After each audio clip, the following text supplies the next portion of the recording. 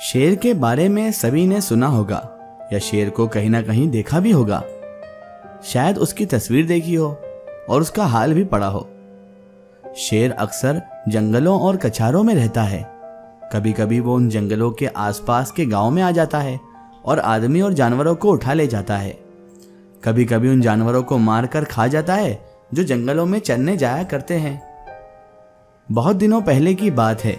एक गडरिये का लड़का गाय बैलों को लेकर जंगल में गया और उन्हें जंगल में छोड़कर एक झरने के पास पहुंच गया और उस झरने के किनारे बैठकर मछलियों का शिकार करने लगा। जब शाम होने आई तो उसने अपने जानवरों को इकट्ठा किया, मगर उसके जानवरों में गाय का पता न था। उसने इधर उधर दौड़कर बहुत कोशिश की, मगर गाय का पता ना चल सका। बेचारा बहुत घबरा गया। सोचने लगा, मालिक तो अब मुझे जिंदा नहीं छोड़ेंगे, क्योंकि ये जो गडरिया था ये इसके मालिक की गाय और बैल चराया करता था, इसीलिए बेचारा बहुत डर गया था। उस वक्त ढूंढने का मौका न था, क्योंकि जानवर फिर से इधर उधर चले जाते। इसीलिए गडरिया अपने जानवरों को लेकर वापस घर लौटा और उन्हें बाड़े में बांधकर बिना किसी से कुछ कहे गाय की तलाश में निकल पड़ा। उस छोटे लड़के की ये हिम्मत देखिए। अंधेरा हो रहा है, चारों तरफ सन्नाटा छाया हुआ है, जंगल भाए भाए कर रहा है, गीदड़ों का हौवाना सुनाई दे रहा है, पर वो बेखौफ जंगल में बढ़ा चला जाता है। करता भी क्या, उसकी तो मजबूरी थी, मालिक की गाय जो गुम गई थी। कुछ देर तक वो गाय को ढूंढता रहा, लेकिन जब और अंधेरा हो गया तो उसे डर लगने लगा। जंगल में अच्छे अच्छे आदमी डर जाते हैं, उस छोटे से बच्चे का कहना ही क्या था। मगर बेचारा जाए तो कहाँ जाए। जब कुछ ना सूझी तो एक ऊंचे पेड़ पर चढ़ गया और उसी पर रात काटने की ठान ली। उसने पक्का इरादा कर लिया था कि बगैर गाय को लिए घर न जाऊंगा। दिन भर का थका हारा था, उसे जल्दी ही नींद आ गई। नींद चारपाई और बिछावन नहीं ढूंढती, नींद तो कहीं पर भी आ जाती है। अभी वो पेड़ पर सो ही रहा था कि अचानक उसे शेर की गुर्राहट की आवाज आई और उसकी नींद खुल गई। वो गिरते गिरते बच गया। सोचने लगा, ये शेर कहां से आ गया। आंखें मलकर जैसे ही उसने नीचे की तरफ देखा तो उसके तो होश ही उड़ गए। शेर पेड़ के नीचे ही खड़ा उसकी तरफ ललचाई हुई आंखों से ताक रहा था। उसकी जान सूख गई थी। वो दोनों हाथों से डाल से चिमट गया। नींद भाग गई थी। कई घंटे गुजर गए, पर शेर वहां से जरा भी न हिला। वो बार बार गुर्राता और उछल उछल कर लड़के को पकड़ने की कोशिश करता। कभी कभी तो वो इतने नजदीक आ जाता कि लड़का जोर से चिल्ला उठता। रात जैसे तैसे करके कटी। सवेरा हो गया। लड़के को कुछ भरोसा हुआ कि शायद शेर अब उसे छोड़कर चला जाएगा, मगर शेर ने तो हिलने का नाम तक न लिया। सारे दिन वो उसी पेड़ के नीचे बैठा रहा। शिकार सामने देखकर वो कहाँ जाता भला। पेड़ पर बैठे बैठे लड़के की कमर अकड़ गई थी। भूख के मारे बुरा हाल था, मगर शेर था कि वहां से ज्यों भर भी नहीं हट रहा था। उस जगह से थोड़ी दूर पर एक छोटा सा झरना था। शेर कभी कभी उस तरफ ताकने लगता था। लड़के ने सोचा कि शेर प्यासा है। उसे कुछ आस बंधी कि जैसे ही वो पानी पीने जाएगा मैं भी यहाँ से खिसक जाऊंगा।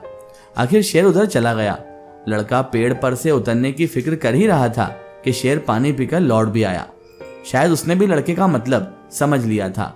वो आते ही इतने जोर से घुर्राने लगा, इतनी जोर से दहाड़ मारी और ऐसा उछला कि लड़के के हाथ पांव ढीले पड़ गए, जैसे वो नीचे गिरा जा रहा हो। मालूम होता था हाथ पांव पेट में घुसे जा रहे हैं। जैसे जैसे करके वो दिन भी बीत गया। ज्यों ज्यों रात हो जाती थी, शेर की भूख भी तेज हो जाती थी। शायद उसे ये सोच सोच कर गुस्सा आ रहा था कि खाने की चीज तो सामने रखी है और मैं 2 दिन से भूखा बैठा हूँ। क्या आज भी एकादशी रहेगी। वो रात भी उसने ताकते ही बीत गई। तीसरा दिन भी निकल आया। मारे भूख के उसकी आंखों में तितलियां सी उड़ने लगी। डाल पर बैठना भी अब उस बच्चे के लिए मुश्किल मालूम होता था। कभी कभी तो उसके जी में आता कि शेर मुझे पकड़ ले और खा जाए।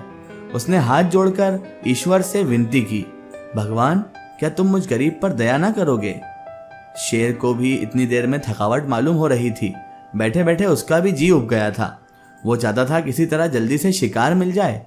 लड़के ने इधर उधर बहुत निगाह दौड़ाई कि कोई नजर आ जाए, मगर कोई भी नजर ना आया। तब वह चिल्ला चिल्ला कर रोने लगा, मगर वहां उसका रोना कौन सुनता भला।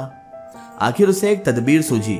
वो पेड़ की फुनगी पर चढ़ गया और वहां से जोर जोर से वो अपना हाथ हिलाने लगा कि शायद किसी शिकारी की नजर पड़ जाए। एकाएक वो खुशी से उछल पड़ा। उसकी सारी भूख, सारी कमजोरी गायब हो गई, क्योंकि कई आदमी झरने के पास खड़े उस लड़के के हाथ को देख चुके थे। शायद उन्हें भी बहुत ज्यादा हैरानी हो रही थी कि जंगल के इस पेड़ पर आखिर ये बंदा कौन चढ़ा हुआ है। लड़के ने उन आदमियों को गिना, 1 2 3 4। जिस पेड़ पर लड़का बैठा था वहां की जमीन कुछ नीची थी। उसे ख्याल आया कि अगर वे लोग मुझे देख भी लें तो उनको ये कैसे मालूम हुआ कि इसके नीचे 3 दिन का भूखा शेर बैठा हुआ है। अगर मैं उन्हें होशियार ना कर दूं तो यह दुष्ट किसी न किसी को जरूर चट कर जाएगा। ये सोचकर वो पूरी ताकत से चिल्लाने लगा। उसकी आवाज सुनते ही वो लोग रुक गए और अपनी अपनी बंदूकें संभाल कर उसकी तरफ बढ़ने लगे। लड़के ने चिल्लाकर कहा, होशियार रहो, होशियार रहो, इस पेड़ के नीचे एक शेर बैठा हुआ है। शेर का नाम सुनते ही वो लोग संभल गए, चटपट बंदूकों में गोलियां भरी और चौकन्ने होकर आगे बढ़ने लगे। शेर को क्या खबर थी कि नीचे क्या हो रहा है। वह तो अपने शिकार की ताक में घात लगाए बैठा था।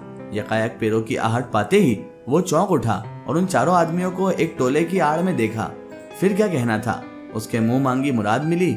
भूख में सब्र कहाँ। वो इतने जोर से गरजा कि सारा जंगल हिल गया और उन आदमियों की तरफ जोर से जस्त मारी, मगर वे लोग पहले से ही तैयार थे। चारों ने एक साथ गोली चलाई।